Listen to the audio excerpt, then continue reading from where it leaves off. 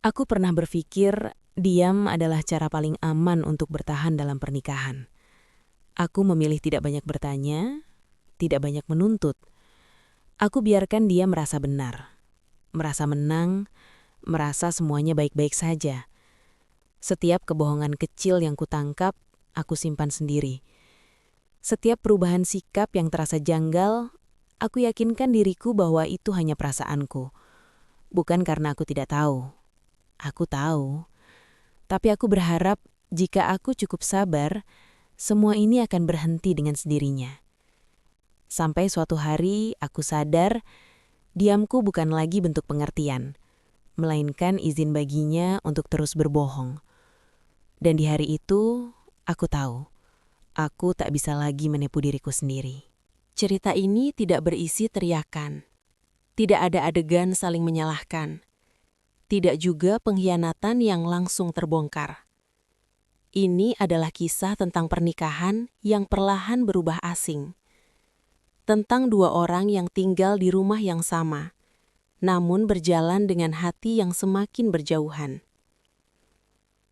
Aku membagikan cerita ini bukan untuk mencari pembenaran, melainkan untuk memberi suara pada mereka yang terlalu lama memilih diam. Jika kamu pernah merasa sendirian meski memiliki pasangan, atau pernah menahan banyak hal demi menjaga hubungan tetap utuh, mungkin kisah ini akan terasa dekat.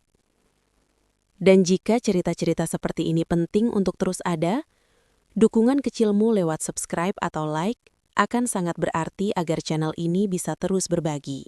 Aku tidak langsung merasa ada yang salah. Kalaupun muncul perasaan ganjil, aku menamainya penyesuaian. Penyesuaian setelah menikah. Penyesuaian hidup bersama orang lain setiap hari. Aku bilang ke diriku sendiri bahwa tidak semua hal harus terasa nyaman setiap waktu. Pernikahan bukan liburan, begitu pikirku. Ada hari-hari datar yang harus dilewati dengan kepala dingin.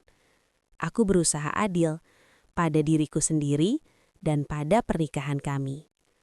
Arga tetap terlihat seperti suami yang baik. Ia pulang ke rumah, menyapaku, menanyakan hal-hal kecil yang terdengar perhatian. Tapi, ada sesuatu yang berubah. Dan perubahan itu tidak datang dengan suara. Nadanya lebih singkat, jawabannya lebih cepat. Seolah setiap percakapan memiliki batas waktu yang tidak tertulis. Jika dulu ia duduk dan benar-benar hadir, kini ia sering berdiri, setengah menoleh. Satu tangannya menggenggam ponsel. Matanya seperti selalu punya tujuan lain. Aku mulai mencatat hal-hal kecil, bukan dengan sengaja, tapi karena tubuhku menangkapnya lebih dulu. Ponsel yang jarang ia letakkan sembarangan, layar yang selalu menghadap ke bawah, notifikasi yang tiba-tiba sunyi. Ada senyum kecil yang muncul tanpa sebab, lalu menghilang saat aku mendekat. Ketika aku bertanya tentang harinya, jawabannya terdengar rapi, terlalu rapi. Seperti cerita yang sudah disusun agar tidak menyisakan celah. Aku sempat bertanya lebih jauh, tidak dengan nada menuduh, hanya ingin tahu. Tapi reaksinya selalu sama. Halus, namun terasa. Alisnya sedikit berkerut, nafasnya berubah. Capek, katanya. Aku mengangguk, menarik kembali pertanyaan yang sebenarnya belum selesai. Di titik itu, aku memilih percaya, atau setidaknya berpura-pura percaya, karena itu terasa lebih aman. Namun tubuhku tidak sepenuhnya setuju. Ada jarak yang tidak bisa dijelaskan dengan logika. Saat kami duduk bersebelahan, rasanya seperti ada ruang kosong yang tidak terlihat. Saat aku memanggil namanya, ia menoleh terlambat. Saat aku tertawa, ia ikut tertawa, tapi matanya seperti tidak berada di ruangan yang sama. Aku mulai merasa kehadiranku hanya formalitas, bukan lagi kebutuhan. Yang paling menggangguku justru hal-hal sepele. Ia mulai menjelaskan sesuatu yang tidak kutanya. Memberi detail berlebih tentang jam, tempat, orang-orang yang tidak pernah kukenal. Aku mendengarkan tanpa memotong. Dan semakin aku diam, semakin panjang ceritanya. Seolah ia takut jika berhenti bicara terlalu cepat, sesuatu akan terlihat jelas. Aku tidak marah, tidak menangis, tidak menuduh. Aku hanya memperhatikan pola, dan aku tahu pola tidak pernah muncul tanpa alasan. Malam-malamku diisi pertanyaan yang tidak pernah keluar dari mulut, tapi berputar-putar di kepala. Sejak kapan aku harus menunggu untuk didengar? Sejak kapan aku harus menahan diri agar suasana tetap tenang? Suatu malam, saat ia tertidur lebih cepat dari biasanya, aku menatap wajahnya lama. Wajah yang sama yang dulu membuatku yakin. Wajah yang kini terasa sedikit asing. Aku tidak menyentuh ponselnya, tidak membuka apapun. Aku hanya duduk, dan untuk pertama kalinya, membuat keputusan kecil yang terasa sangat sunyi. Aku akan berhenti mengejar jawaban. Aku akan berhenti memaksa kejujuran. Jika memang ada kebohongan, biarlah ia berjalan sendiri. Aku ingin melihat sejauh apa ia akan melangkah saat tidak lagi dikejar. Keputusan itu terasa tenang, terlalu tenang. Dan sejak malam itu, aku mulai menyadari kegelisahan justru pindah ke dirinya. Setelah malam itu, aku berhenti bertanya. Bukan karena tidak ingin tahu, tapi karena aku ingin melihat apa yang terjadi ketika aku benar-benar diam. Tidak ada lagi pesan tambahan saat ia pulang terlambat. Tidak ada lagi pertanyaan tentang dengan siapa ia menghabiskan waktu. Aku tetap menjalani hari seperti biasa. Memasak, membersihkan rumah, menyapanya dengan nada yang sama. Dari luar tidak ada yang berubah. Dari dalam, aku sedang mengamati. Perubahan pertama muncul dalam hal-hal kecil yang sering dianggap remeh. Ia mulai pulang sedikit lebih larut dari biasanya. Tidak ekstrim, selalu masih masuk akal. Terlalu masuk akal. Justru itu yang membuatku memperhatikan. Ketika aku menoleh ke jam dan bertanya dalam hati, ia sudah lebih dulu menjelaskan. Macet, rapat mendadak, teman lama yang tidak sengaja bertemu. Penjelasan itu datang cepat, tanpa jeda. Seolah ia takut aku keburu membuka mulut. Aku mengangguk, seperti biasa. Tidak memotong, tidak menanggapi berlebihan. Dan dari situ aku belajar satu hal. Semakin aku tenang, semakin ia gelisah. Tangannya sering menggenggam ponsel bahkan saat tidak ada notifikasi. Ia membawanya ke kamar mandi, ke dapur, bahkan saat hanya mengambil air minum. Ada kebiasaan baru yang tidak pernah ia miliki sebelumnya. Ponsel itu seperti benda yang tidak boleh jauh darinya. Aku juga mulai memperhatikan caranya bicara. Nada suaranya tetap lembut, tapi ritmenya berubah. Kalimatnya lebih pendek saat menjawab pertanyaan sederhana, namun terlalu panjang saat menjelaskan sesuatu yang tidak kutanya. Ia mulai menyebut nama orang-orang yang tidak pernah kudengar sebelumnya, lengkap dengan detail yang terasa berlebihan. Aku tidak mengingat semuanya, tapi tubuhku mencatat satu hal. Ia sedang berusaha meyakinkan, bukan sekadar bercerita. Di beberapa malam, ia tertawa kecil saat membaca sesuatu di layar. Tawa yang cepat dihentikan begitu menyadari aku ada di dekatnya. Ketika kutanya apa yang lucu, ia menjawab singkat. Video. Tidak ada usaha untuk menunjukkan. Tidak ada keinginan berbagi. Aku hanya mengangguk, meski di dadaku muncul rasa yang tidak bisa kuterjemahkan dengan kata-kata. Yang membuatku semakin sadar adalah caranya bersikap setelah aku berhenti bertanya. Ia mulai lebih sering memastikan keberadaanku, menanyakan aku di mana, sedang apa, kapan pulang. Nada suaranya terdengar wajar, tapi waktunya tidak biasa. Seolah ia perlu tahu posisiku, bukan karena rindu, tapi karena perhitungan. Aku menjawab seperlunya, tidak lebih. Tubuhku mulai hidup dalam mode siaga yang sunyi. Aku tidak mencurigai secara aktif, tapi aku juga tidak lagi sepenuhnya percaya. Ada jarak tipis yang tumbuh di antara kami. Tidak terlihat, namun terasa setiap kali kami duduk dalam satu ruangan. Aku mulai memahami bahwa kebohongan jarang datang sendirian. Ia selalu membawa perubahan kecil sebagai pengiringnya. Dan di tengah semua itu aku menyadari satu hal yang membuat dadaku sesak. Aku tidak lagi menunggu penjelasan darinya. Aku sedang menunggu sesuatu yang lain. Sebuah kesalahan kecil. Sebuah celah. Sebuah momen di mana cerita yang rapi itu lupa pada urutannya sendiri. Aku tidak tahu kapan itu akan terjadi. Tapi aku tahu, sesuatu yang disembunyikan terlalu lama, cepat atau lambat, akan mencari jalan keluar dengan sendirinya. Aku mulai menyadari bahwa aku tidak benar-benar kehilangan suamiku. Aku hanya perlahan dikeluarkan dari pusat hidupnya. Tidak dengan penolakan terang-terangan, tapi dengan cara yang lebih sunyi. Aku masih ada di rumah yang sama, masih tidur di ranjang yang sama, masih berbagi meja makan yang sama. Namun peranku berubah tanpa pernah ada pembicaraan tentang itu. Dulu, ia terbiasa menceritakan hal-hal kecil, tentang orang yang ia temui, tentang kejadian sepele di kantor, tentang ide-ide yang muncul tiba-tiba. Kini, semua itu berhenti tanpa penjelasan. Aku hanya menerima versi ringkas dari hidupnya, seperti ringkasan berita yang dibaca sambil lalu. Jika aku tidak bertanya, tidak ada cerita. Jika aku bertanya, jawabannya sekadarnya. Aku mulai memperhatikan waktu-waktu tertentu di mana ia terlihat lebih hidup. Pagi-pagi sebelum berangkat, malam-malam saat ponsel ada di tangannya. Ada energi yang tidak pernah muncul ketika ia bersamaku. Aku bukan cemburu. Aku hanya sadar bahwa aku tidak lagi menjadi tempat ia pulang secara emosional. Saat aku berbicara tentang hariku, ia mendengarkan, tapi tidak benar-benar hadir. Kepalanya mengangguk, namun matanya sesekali melirik layar. Jika aku berhenti bicara, ia tidak melanjutkan. Tidak ada pertanyaan balik, tidak ada rasa ingin tahu. Aku seperti sedang berbicara pada seseorang yang sedang menunggu giliran untuk pergi.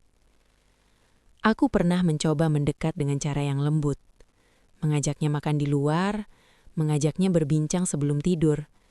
Responnya tidak menolak, tapi juga tidak antusias. Selalu ada alasan untuk mempercepat waktu. Capek, besok kerja, lain kali saja.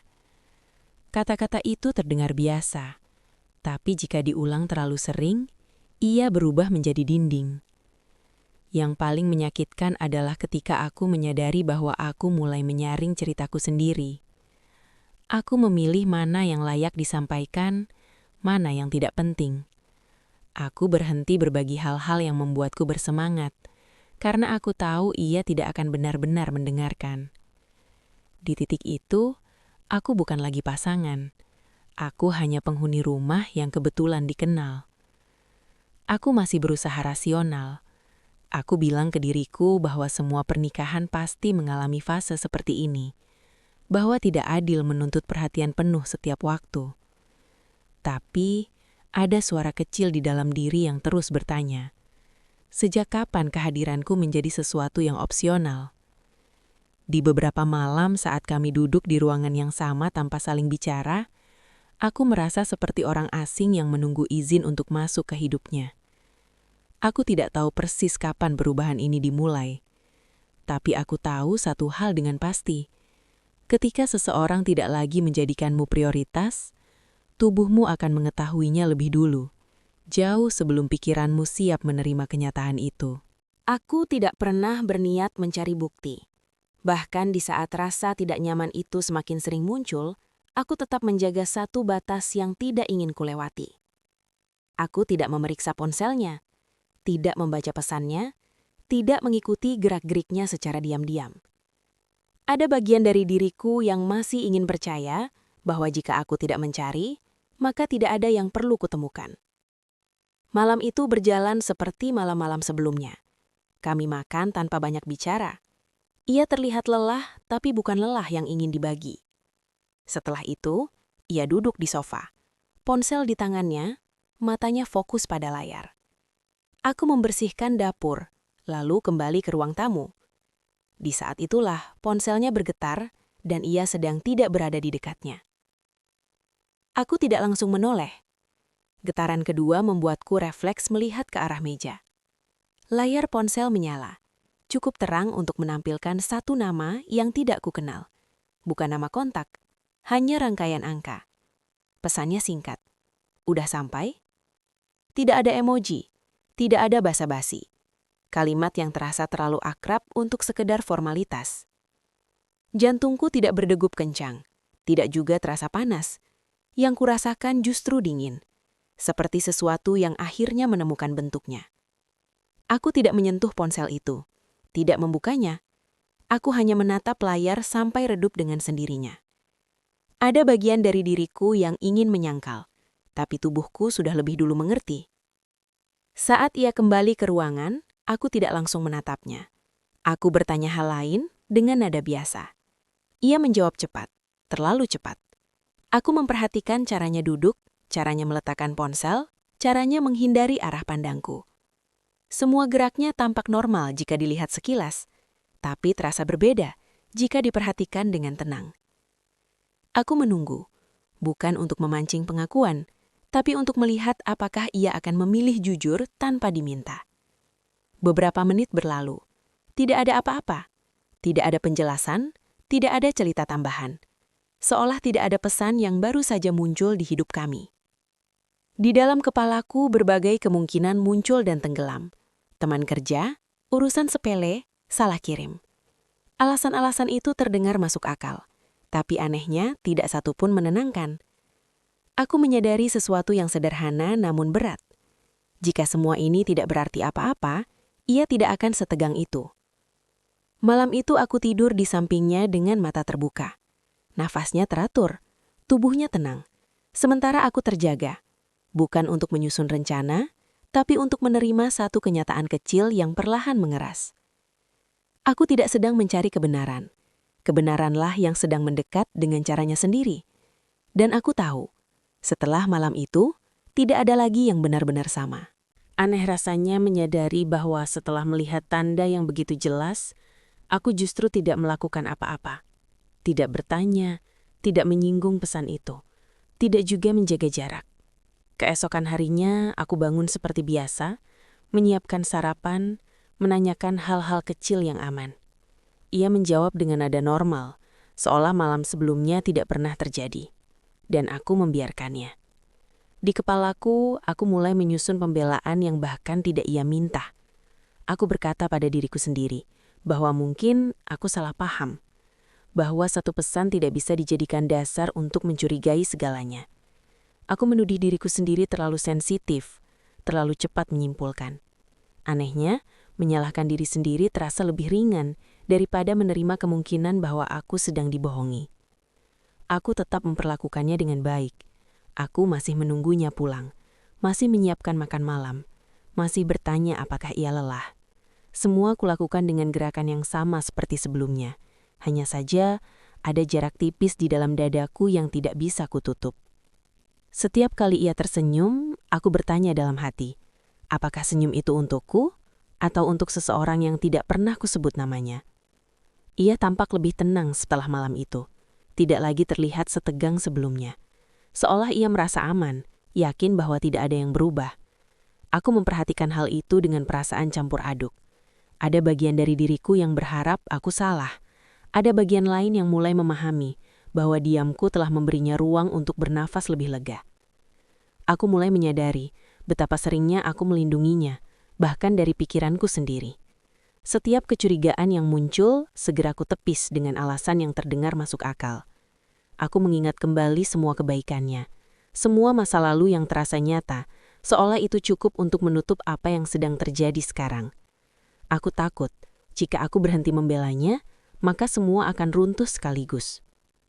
Di beberapa malam, aku menatap punggungnya saat ia tertidur dan bertanya pada diriku sendiri. Sejak kapan aku menjadi orang yang harus berjuang sendirian dalam hubungan ini? Aku tidak merasa marah, aku justru merasa kecil, seolah kejujuranku tidak cukup penting untuk diperjuangkan, bahkan oleh diriku sendiri.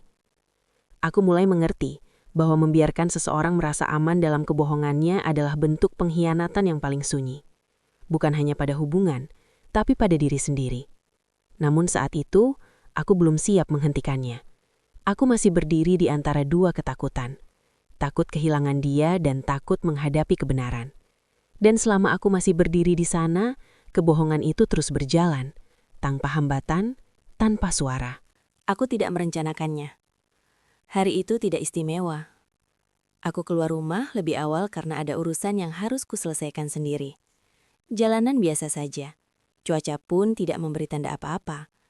Aku tidak membawa kecurigaan. Aku tidak sedang mencari. Aku hanya menjalani hari dengan kepala yang sedikit lebih sunyi dari biasanya. Aku melihat mereka secara tidak sengaja. Dari jarak yang cukup aman untuk tidak terlihat, namun cukup dekat untuk dipahami. Mereka tidak berpegangan tangan, tidak tertawa keras. Tidak tampak seperti dua orang yang sedang melakukan sesuatu yang salah. Justru itulah yang membuatku berhenti. Mereka berdiri berhadapan. Terlalu dekat untuk sekedarkan. Terlalu nyaman untuk disebut kebetulan. Cara tubuh mereka mengarah satu sama lain menjelaskan lebih banyak daripada kata-kata. Aku tidak bergerak, tidak juga mendekat. Aku hanya berdiri dan memperhatikan, seperti orang yang akhirnya melihat sesuatu yang selama ini ia hindari. Di kepalaku tidak ada teriakan, tidak ada amarah. Yang ada hanya keheningan yang sangat jernih. Aku tahu, apapun yang kulihat saat itu, tidak lagi bisa kusingkirkan dengan alasan. Aku tidak menunggu lebih lama. Aku berbalik dan pergi sebelum ada adegan yang membuatku harus mengingat detailnya seumur hidup. Di dalam kendaraan, tanganku tenang di pangkuan. Nafasku stabil. Aku bahkan sempat heran, mengapa tidak ada air mata. Rupanya, ada titik di mana tubuh berhenti bereaksi karena sudah terlalu lama bersiap. Sepanjang perjalanan pulang, aku tidak menyusun kalimat. Aku tidak merencanakan pertanyaan. Aku tidak memikirkan cara membuka pembicaraan. Ada kelegaan aneh yang menyelinap di antara rasa sesak. Aku tidak lagi menebak-nebak. Tidak lagi mengumpulkan potongan kecil. Gambarnya sudah utuh dan aku tidak perlu memaksanya masuk ke logika. Di rumah, aku duduk sendirian cukup lama. Aku menatap dinding tanpa benar-benar melihatnya. Aku menyadari satu hal yang sederhana tapi berat. Selama ini aku menunggu bukti agar bisa merasa pantas untuk bersikap tegas. Padahal yang sebenarnya kutunggu adalah izin dari diriku sendiri untuk berhenti diam. Saat malam tiba dan ia akhirnya pulang, aku mendengar langkahnya dari kejauhan. Biasanya di titik itu, dadaku menegang. Malam itu tidak. Aku berdiri di ambang pintu kamar, menatapnya dengan perasaan yang berbeda. Bukan marah, bukan sedih, hanya selesai. Aku tahu, setelah hari itu, aku tidak akan kembali menjadi orang yang sama. Dan untuk pertama kalinya, aku tidak takut dengan perubahan itu. Aku tidak membuka pembicaraan dengan pertanyaan. Aku tidak menyiapkan kalimat panjang. Saat kami duduk berhadapan, aku hanya mengatakan satu hal yang paling jujur dan paling sederhana. Aku tahu. Kata-kata itu tidak keras, tidak juga gemetar. Ia terdengar seperti penutup, bukan pembuka. Sejenak ia menatapku tanpa ekspresi, seolah sedang mencari celah untuk mengulur waktu. Tapi tidak ada yang bisa diulur dari sesuatu yang sudah selesai. Ia mencoba tersenyum tipis, lalu menarik napas panjang. Bukan napas lega, melainkan napas orang yang kehilangan kendali atas ceritanya sendiri. Ia mulai bicara, pelan tapi cepat, seperti orang yang takut dipotong. Ia menjelaskan tanpa aku minta, tentang kebetulan, tentang kesalahpahaman, tentang perasaan yang katanya tidak disengaja. Aku mendengarkan tanpa menyela, bukan karena aku setuju, tapi karena aku ingin melihat sejauh apa ia akan membawa versinya sendiri. Semakin ia bicara, semakin aku merasa asing. Bukan karena kata-katanya, tapi karena jarak antara apa yang ia ucapkan dan apa yang telah kulihat. Ada upaya untuk menyederhanakan, untuk menormalkan, untuk meyakinkan bahwa semuanya masih bisa dikendalikan. Ia tidak meminta maaf dengan sungguh-sungguh. Ia lebih sibuk memastikan aku tidak pergi. Di titik itu, aku menyadari bahwa pengakuan ini bukan tentang kejujuran, melainkan tentang kehilangan rasa aman. Aku akhirnya bicara, bukan untuk membantah, tapi untuk menetapkan batas. Aku mengatakan bahwa aku tidak sedang mencari alasan. Aku tidak butuh penjelasan yang rapi. Aku hanya ingin berhenti berpura-pura bahwa semuanya masih bisa kembali seperti semula. Kalimat itu membuatnya diam. Untuk pertama kalinya malam itu, ia tidak punya kata lanjutan. Ia menunduk, lalu menatapku lagi dengan wajah yang berbeda. Ada rasa takut yang selama ini tersembunyi di balik ketenangan. Aku tidak merasa menang. Aku juga tidak merasa puas. Yang kurasakan justru kelelahan yang panjang. Seperti seseorang yang baru selesai membawa beban yang terlalu lama dipanggul sendirian. Percakapan itu berakhir tanpa kesepakatan. Tidak ada keputusan besar malam itu. Tidak ada janji. Tidak ada permintaan kedua. Tapi ada satu hal yang berubah dengan jelas. Aku tidak lagi menunggu apapun darinya. Dan saat aku menyadari itu, aku tahu. Hubungan ini sudah bergerak ke titik yang tidak bisa ditarik kembali. Setelah malam itu, tidak ada perubahan besar yang langsung terlihat. Kami masih tinggal di rumah yang sama, masih menjalani rutinitas yang hampir serupa. Tidak ada koper yang diseret, tidak ada pintu yang dibanting. Justru keheninganlah yang mengambil alih segalanya. Namun keheningan kali ini berbeda. Bukan lagi keheningan yang kuterima dengan takut, melainkan keheningan yang kupilih dengan sadar.